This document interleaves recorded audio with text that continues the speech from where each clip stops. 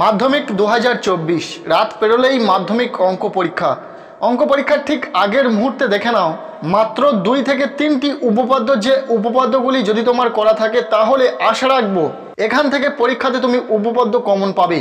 পরীক্ষাতে উপপাদ্য থেকে থাকবে 5 নম্বর, অর্থাৎ 2টি উপপাদ্য থাকবে, যে কোনো একটি উপপাদ্য তোমাদেরকে লিখতে হবে। এই ভিডিওতে গুরুত্বপূর্ণ 3টি উপপাদ্য আমরা দেখে নেব। প্রথম উপপাদ্য যেটি রয়েছে সেটি হলো 34 নম্বর উপপাদ্য। কোনো বৃত্তের একটি বৃত্তচাপের দ্বারা গঠিত সম্মুখ কেন্দ্রস্থ কোণ ওই চাপের দ্বারা গঠিত যে কোনো বৃত্তস্থ কোণের দ্বিগুণ। এই উপপাদ্যটি রয়েছে 123 নম্বর পৃষ্ঠাতে। ভীষণই গুরুত্বপূর্ণ এই উপপাদ্যটিকে তোমরা খুব ভালো করে দেখে যাবে।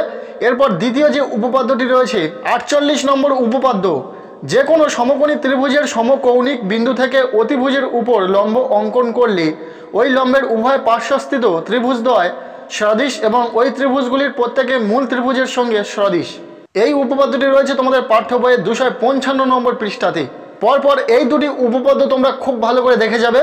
এরপর তৃতীয় যে উপপাদ্যটি রয়েছে, যেটা ভীষণই গুরুত্বপূর্ণ, উপপাদ্য নম্বর 49, পিথাগোরাসের উপপাদ্য।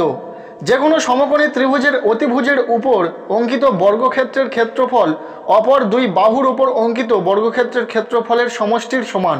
এই উপপাদ্যটি রয়েছে 285 নম্বর পৃষ্ঠাতে।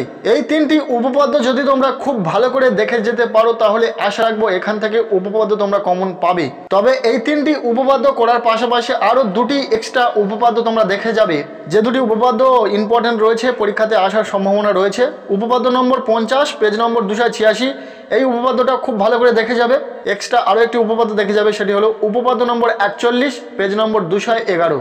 প্রথম 3টি উপপাদ্য তোমরা খুব ভালো করে প্র্যাকটিস করে নেবে এবং পারলে এই 2টি উপপাদ্য তোমরা এক্সট্রা দেখে যাবে।